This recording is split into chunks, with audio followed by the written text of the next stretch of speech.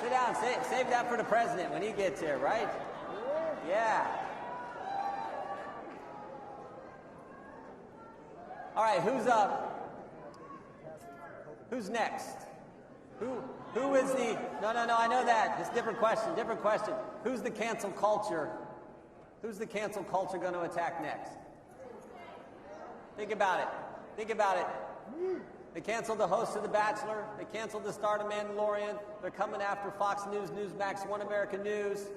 You see last week they tried to cancel Kermit the Frog and Mr. Potato Head? You see that? They backed off Mr. Potato Head. I think he told him his preferred pronouns were he, his, him, right? I mean, this is scary where the left wants to go. Barry Weiss, editor at the New York Times, former editor at the New York Times, said if you engage in wrong think, you engage in wrong speak, you are going to face the digital Thunderdome. They're going to harass you, they're going to come after you, they're going to come after your family, they're going to come after your employer. It is sick where the left wants to go. What they are doing to the Constitution. Think about the world of sports in just the last year. Drew Brees said you should stand for the national anthem. He had to go into the Thunderdome. James Harden wore a Back the Blue, support the law enforcement mask. He had to go in the Thunderdome. Mike Gundy, did you follow this one? Mike Gundy, football coach at Oklahoma State. Remember this? Mike Gundy goes fishing with his family, posts a picture on social media wearing a One American News t-shirt. Almost lost his job. Think about that. Almost lost his job for fishing in the wrong shirt. This is scary where the left wants to take us, and we have to fight back every single time we see it. Do you have a functioning First Amendment when only one side's allowed to talk? Do you have free speech when the left controls what can be said? They want to be able to say whatever they can about us, but we're not allowed to talk. They want to be able to lie about us. We're not allowed to tell the truth about them. And you know why I think they really are out to cancel us? You know why they really come after us? They don't like the fact that we tell the truth. They don't like the fact that we point out the double standard. We point out the fact Nancy Pelosi can go to the salon, but we can't. She can walk around the metal detectors. We got to walk through them. Gavin Newsom can go to a five-star restaurant with his family, with the lobbyist, but we can't have our family over for Thanksgiving. Think about this one. January 6, 2017, Democrats can object to the electors, can object to counting the electors from 10 states, but on January 6, 2021, Republicans aren't allowed to object to the electors from 6 states? Jim McGovern, on January 6, 2017, Jim McGovern, Democrat chairman of the Rules Committee, objected to Alabama. President Trump won Alabama by 30 points. So Jim McGovern's allowed to object to Alabama, but Jim Jordan can't object to Pennsylvania, where they went around their legislature, the partisan Supreme Court, the Secretary of State, in an unconstitutional fashion, goes around their legislature, changes the election law. I'm not allowed to object to Alabama. Think about this. Jamie Raskin, the lead impeachment manager. January 6, 2017, he objected to Florida. He didn't bring that up during the impeachment debate, did he? Almost over. One more person. The best one is Maxine Waters. You remember Maxine Waters. Maxine Waters, the same lady who said, if you see anyone in the Trump administration, you create a crowd, you push back on them, you tell them they're not welcome anymore, anywhere. Telling Americans to go to other American citizens who serve in our government and tell them they're not welcome in our country. That Maxine Waters, January 6, 2017, objected to the state of Wyoming. President Trump won Wyoming by 40 points. So the reason the Democrats are so out to cancel us is because they don't like the fact that we tell the truth about them. They like the fact that they can engage in this hypocrisy and this double standard. And who do they want to cancel most? What individual do they want to cancel most? Yeah, the guy who did what he said when he was president of the United States, right? They want to cancel the guy. Yeah, you can clap for the president. You're going to get to do that a lot here this afternoon.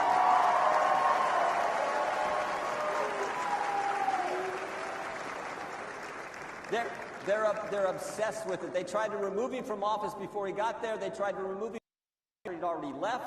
It's an obsession with the Democrats. They don't like someone who actually came to the town and took on the swamp. They don't like someone who actually comes to that town and fights for all of us. No president, look, I'm getting old now, I'm 57. No president in my lifetime has done more of what they said they would do than President Trump did during his 4 years as our president.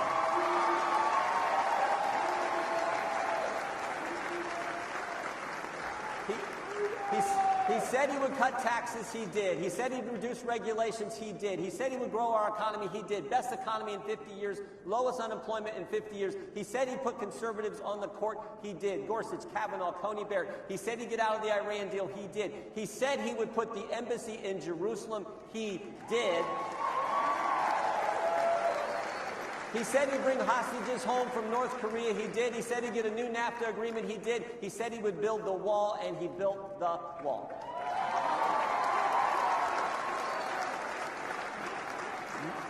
No president has done more of what they told the American people they were going to do than he did.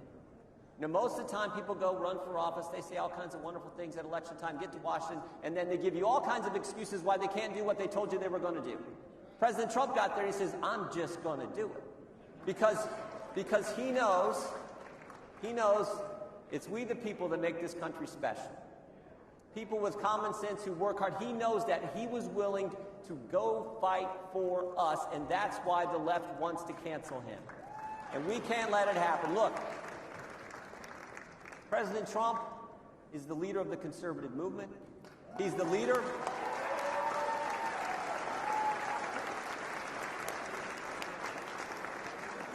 President Trump's the leader of the conservative movement. He's the leader of the America First movement. He's the leader of the Republican Party.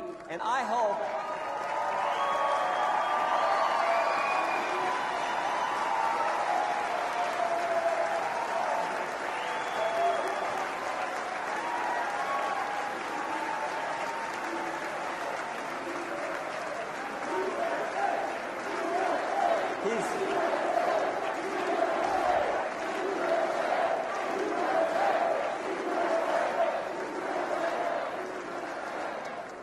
the conservative movement, the leader of the American First movement, the leader of the Republican Party, and I hope on January 20th, 2025, he is once again the leader of our great country. Our charge.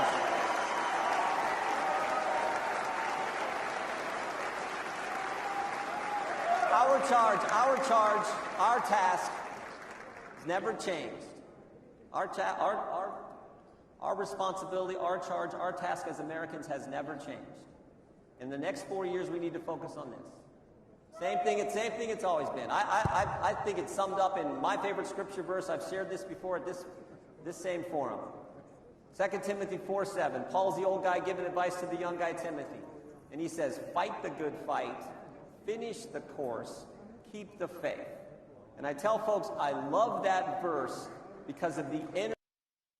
It is a verse, I think, in many ways written for America. We are not timid folk. We are not wimpy people. We are people who take initiative. We are people of intensity. We are people of action. And our charge is what it has always been, to fight for the values and principles that make us the greatest nation ever, to finish the race, to persevere, to never quit, to never give up, and to keep the faith in the blessings God has given this great nation, to keep the faith in the people, we the people of this great country who have common sense, who understand you set goals, you work hard and good things happen, to remember all that and fight for those common sense principles. That is our charge, and if we do that, we will hold off the left's assault on our values, we will hold off the left's assault, the cancel culture mob's assault on our fundamental liberties.